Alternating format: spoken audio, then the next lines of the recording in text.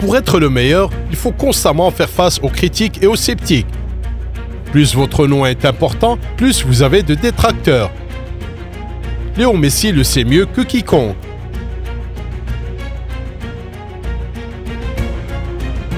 Dans cette vidéo, un autre football vous explique comment le grand Argentin a fait taire ses détracteurs en maintes reprises au cours de sa glorieuse carrière.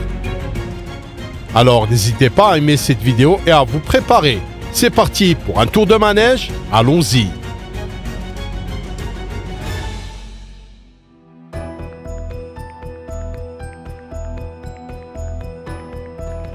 En 2015, le légendaire Sir Alex Ferguson a déclaré « Les gens disent qui est le meilleur joueur du monde ?»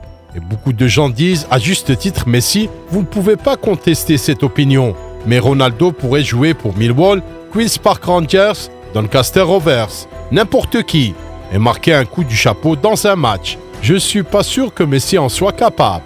8 ans plus tard, Léo a remporté à lui seul le trophée pour l'équivalent américain des Queen's Park Rangers. Dans le même temps, il est devenu le meilleur buteur et le meilleur joueur de la Coupe des Ligues avec 10 buts et une passe décisive en 7 matchs.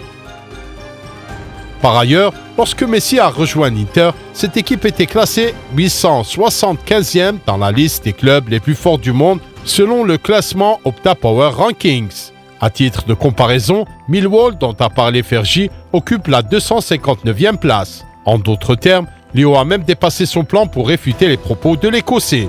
D'ailleurs, en un mois avec Messi dans l'équipe, l'Inter est passé de la 875e place à la 314e place dans le classement Opta Power.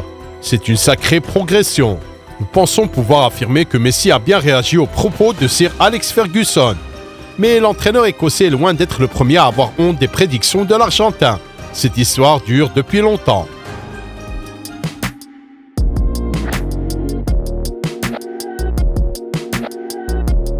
A probablement commencé par des affirmations selon lesquelles tout le génie de Messi reposait sur Xavi et Iniesta. Il disait que sans ces deux-là, Lionel deviendrait un joueur ordinaire et ne serait pas capable de résister à la concurrence de Cristiano Ronaldo. C'était une opinion très populaire à l'époque. Voici par exemple ce que disait la légende de l'équipe nationale française Michel Platini. Le Barça et le jeu de Messi ne sont pas les mêmes sans Xavi et Iniesta à côté de Léo. Messi a Busquets, mais il ne peut pas jouer le ballon de la même manière. Voyons comment Messi s'est moqué des critiques. Prenons les 3 dernières saisons de Léo avec Xavi et Iniesta et regardons ses statistiques. C'est phénoménal.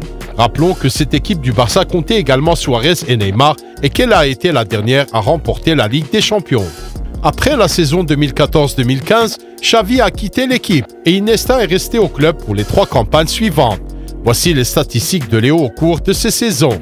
Les chiffres ont un peu baissé, mais ils sont restés à un niveau extraordinaire. Enfin, les 3 saisons suivantes, André Iniesta a également quitté l'équipe, laissant Léo sans ses 2 assistants. Cela n'a pas du tout affecté les performances de Messi. Ce qui est essentiel, c'est qu'au cours d'aucune de ces saisons, Léo n'est descendu en dessous d'une contribution d'un but par match. Même lors de la saison où le Barça était entraîné par Koeman, où Bartomeu était président, où l'équipe a terminé 3e de la Liga et où le 11 de départ ressemblait à ceci. Léo, 33 ans, a tout de même contribué à hauteur de 1,11 buts par match. Cette performance est encore plus remarquable que les 1,56 contributions au but par match de la saison 2014-2015. En d'autres termes, la capacité de Léo à jouer au football n'a pas été affectée par le départ des légendes. Bien sûr, toutes les équipes souffriraient de la perte des joueurs aussi forts. Et le Barça en a souffert, car le nombre de trophées a commencé à diminuer par la suite. Mais nous parlions du jeu de Messi, et rien n'a changé à cet égard. Messi peut faire ce que moi, Iniesta et Busquets faisions en même temps et continuer à faire du Messi. On dirait une machine construite pour jouer au football, avec une cheville en caoutchouc qui colle au ballon, a déclaré Xavi. Et ces mots sont plus justes que les déclarations des sceptiques, car après le départ de Xavi et d'Iniesta, Léo a également fait une partie de leur travail. Il va sans dire que sans Xavi et Iniesta, Messi a remporté 2 ballons d'or et en passe d'en gagner un autre.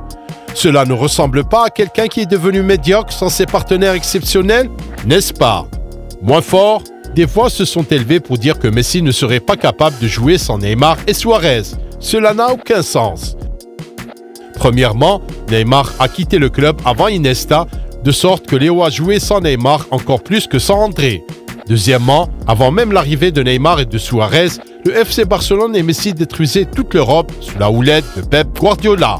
Ces accusations étaient donc déjà ridicules à l'époque, et elles le sont encore plus aujourd'hui.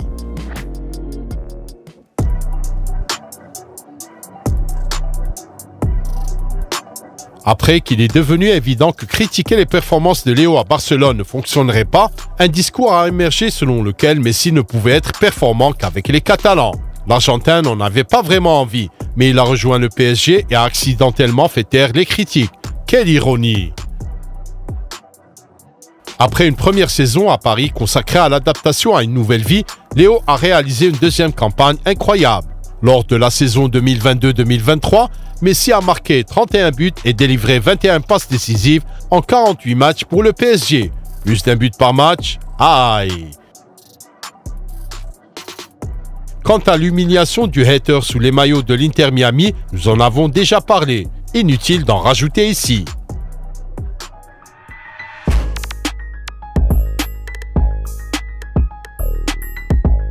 Parallèlement aux tentatives visant à minimiser les relations de Léo au niveau du club, les critiques ont souvent affirmé que Messi ne pouvait rien faire avec l'équipe nationale. Lionel Messi, 5 raisons pour lesquelles la star ne remportera jamais un trophée majeur avec l'Argentine. Les articles avec de tels titres étaient monnaie courante au cours de la dernière décennie. Parmi les raisons invoquées figuraient le vieillissement, la faiblesse des coéquipiers, l'absence d'un système comme à Barcelone, etc. Et les gens disaient tout cela comme s'ils ignoraient le fait que l'équipe nationale d'Argentine avait participé à 3 grandes finales en 3 ans. 2 fois à la Copa América en 2015 et 2016 et 1 fois à la Coupe du Monde en 2014. Certes, l'équipe a perdu dans tous ses matchs, mais on n'atteint pas la finale pour rien. Il n'y a qu'en Argentine que l'on est maltraité pour avoir atteint 3 finales d'affilée. Ils nous ont traités de poitrine froide et de merde, a déclaré Léo à l'époque. Vous souvenez-vous qu'il avait même voulu quitter l'équipe nationale à cause de ses critiques. Pour ajouter de l'huile sur le feu, en 2016, Cristiano Ronaldo a remporté l'Euro avec le Portugal. Mais en 2021, l'Argentine remporte la Copa América. Léo a marqué 4 buts et délivré 5 passes décisives en 7 matchs, devenant ainsi le meilleur joueur du tournoi.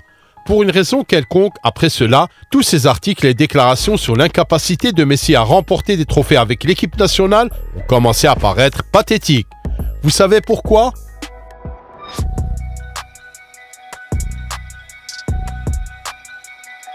Gagner la Copa América ne signifie rien. La Copa América est plus facile à gagner que l'Euro. Messi ne gagnera certainement pas la Coupe du Monde. Les sceptiques et les détracteurs ont grincé les dents après la victoire de Léo à la Copa América, lorsqu'il a prouvé qu'il pouvait gagner avec l'équipe nationale. Ils n'ont pu que constater que l'Argentin n'avait pas gagné la Coupe du Monde. Dans ce cas, les comparaisons avec Diego Maradona, qui contrairement à Léo, a mené son équipe nationale au triomphe lors de la Coupe du Monde, étaient populaires. Et bien sûr, que ferions-nous sans nos articles analytiques préférés? Heureusement qu'Internet se souvient de tout. Eh bien, 15 mois après avoir remporté la Copa América, Léo et ses coéquipiers gagnent la Coupe du Monde. À ce moment-là, les détracteurs du football vivaient des heures sombres. Messi a non seulement anéanti tous leurs espoirs d'un avenir meilleur, mais il l'a fait avec style. Remporter la Coupe du Monde à l'âge de 35 ans et devenir le meilleur joueur du tournoi, c'est quelque chose qu'aucun détracteur ne peut battre. En fait, en remportant ce trophée, Léo s'est définitivement imposé comme un GOAT et a réduit à néant tous les débats sur cette question. Dernière chose, les capacités de Messi en équipe nationale. À l'heure actuelle, Léo est le meilleur buteur de l'histoire de l'Argentine. Il a marqué 103 buts, Gabriel Batistuta occupe la 2e place. Il en a marqué 56. Vous sentez la différence? Vous avez encore des questions? Résumons. Messi a été accusé de ne pas pouvoir jouer sans Xavi et Iniesta. Son influence sur l'équipe n'a fait qu'augmenter. Qu'il ne gagnera rien avec l'équipe nationale. Il a remporté la Copa América et apporte la Coupe du Monde à l'Argentine. Qu'il est un joueur d'un seul club. Il a fait une grande saison au PSG et fait des merveilles à Miami. Je comprends qu'il faille vendre des histoires, mais nous parlons d'un joueur qui peut vous faire avaler vos paroles en une seconde. Avec Messi, il faut toujours être prudent. Au cas où, Cesc Fabregas a résumé tout ce qui précède de la meilleure façon possible. Mes amis, êtes-vous d'accord pour dire que Léo Messi est le meilleur joueur de tous les temps? Écrivez dans les commentaires d'autres cas où les joueurs ont fait taire leurs détracteurs. Et bien sûr, regardez nos autres vidéos parmi celles proposées. Ici, Un autre football, une chaîne de journalisme footballistique de qualité. Au revoir.